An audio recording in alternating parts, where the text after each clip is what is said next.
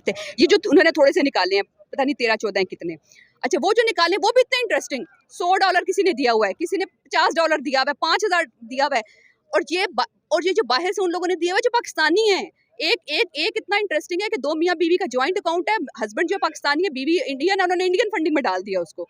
यानी ये मतलब शदीद किस्म, और इस पे बहुत ज्यादा लोगों के एतराजात आ रहे हैं और वो कह रहे हैं कि वो इलेक्शन कमीशन को उसके खिलाफ, कल से मैं वीडियोस देख रही हूँ, वो जो जिन लोगों के नाम आए हैं वो सब इस पे एतराज कर रहे हैं और सब वो कह रहे हैं कि वो ये इंतहाई जानिबदार है, ये जो रिपोर्ट आई है। और ये सिर्फ रिपोर्ट की बात नहीं है, इससे पहले जो है इलेक्शन कमीशन तो बी टीम है ना नून लीग की, वो तो सबको पता है, हम सबको पता है कि ये जिस तरह उन्होंने वोट फेंके हैं लोगों के, आप यकीन करें जो ज़िमनी इंतखाबात में कितने लोग PP7 में, मैं खुद गवाहूं, मैंने अपनी आंखों से देखे लोग आबाई इलाकों में वोट अपने देने गए, वहाँ उनके वोट नहीं थे। मुझे बताएं ये क्या तरीका, उनको जहाँ पता है कि जहाँ पे PTI का जोर ज्यादा है, PTI का जोर ज्यादा पता चल जाता है, जहाँ PTI का जोर ज्यादा है वहाँ वो अपना जो है वोट उन्हें फेंक दिया कर दिया। तो ये जब से ये आए हैं ये उनके लिए काम करते आ रहे हैं। सिंपल सी बात थी जो आपने खुद बात की कि अदालतों ने कहा था तीनों के करें, तीनों के कर लेते, तीनों के करते तो फिर हम कहते ठीक है ये जानिबदार रिपोर्ट आई है, ये करके तो देखे एक दफा पीपल्स पार्टी का और ये नून लीग का, फिर पता चलेगा कि होता क्या है, फिर पता चलेगा फॉरेन फंडिंग होती क्या है। ये फॉरेन फंडिंग नहीं है, फॉरेन फंडिंग का मतलब होता है कि बहुत बड़ी अमाउंट आई हुई हो जो कि इंटरनेशनल लॉबी आपको दे किसी खास मकसद। ये तो लोगों ने, पाकिस्तानी लोग अगर बाहर रह रहे हैं और फॉरेन फंडिंग दे रहे हैं,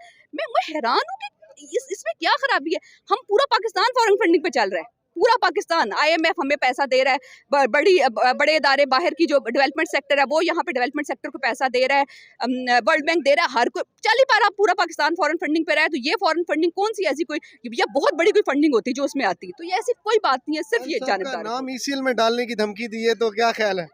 इतनी हंसी आई मुझे इस बात पे। ये फ्रस्ट्रेशन का एक लेवल है ना इनका, घटिया बनेगा कि खान साहब तो मतलब खान साहब को तो पाकिस्तान में सब कुछ है, उनका कौन सा बाहर क्या पड़ा, उनके कौन से स्विस बैंकों में पैसे पड़े हैं जो उठ के बाहर चले जाएंगे, भाग जाएंगे। मजे की बात है खान साहब का नाम ECL में डाल के खुद भाग गए हैं ये लोग, खुद उनमें से कोई पता नहीं हमजा चला गया कौन चला गया। ये इतने घटिया लोग हैं, जो मर्जी कर ले। अवाम ने फैसला दे दिया है, अब जो मर्जी कर ले, अवाम ने फैसला दे दिया और अवाम की इनकी किसी भी बातों में आने को तैयार नहीं है। ये चाह रहे हैं कि अवाम इनकी बातों में आ जाए, अवाम कह दे कि ये सादिक अमीन नहीं रहे, ऐसा कुछ भी नहीं है। और खुर्द बुर्द की भी बात मुझे बताएं, मैं कल तलत हुसैन का एक इंटरव्यू देखती, खुर्द बुर्द का इल्जाम लगा दिया। यार कुछ तुम शर्म करो, तुम इतने बड़े सहाफी हो। खुर्द बुर्द इमरान खान ने करनी है, जिसके 3 कैंसर हॉस्पिटल, यूनिवर्सिटी, सारी जिंदगी उसने पूरा, और स्टेट ऑफ द आर्ट जहाँ मुफ्त इलाज होता है गरीबों का, वो उसने बनाए और सारी फॉरेन फंडिंग से बनाए। यार शर्म करो तुम लोग। आखिरी सवाल में, मौलाना फजलुर रहमान कहता है कि हमारी JUIF तो गैबी इमदाद पर चलती है, तो हम किस चीज का इलेक्शन कमीशन को हिसाब दें? तो बाकी को गैबी इमदाद उनको भी होती है। वो गैबी इमदाद होती, वही गैबी इमदाद जो है ना वो पहले चेक करें ना, एक दफा इलेक्शन कमीशन उस गैबी इमदाद को चेक कर ले, हम फिर उसको मान जाएंगे,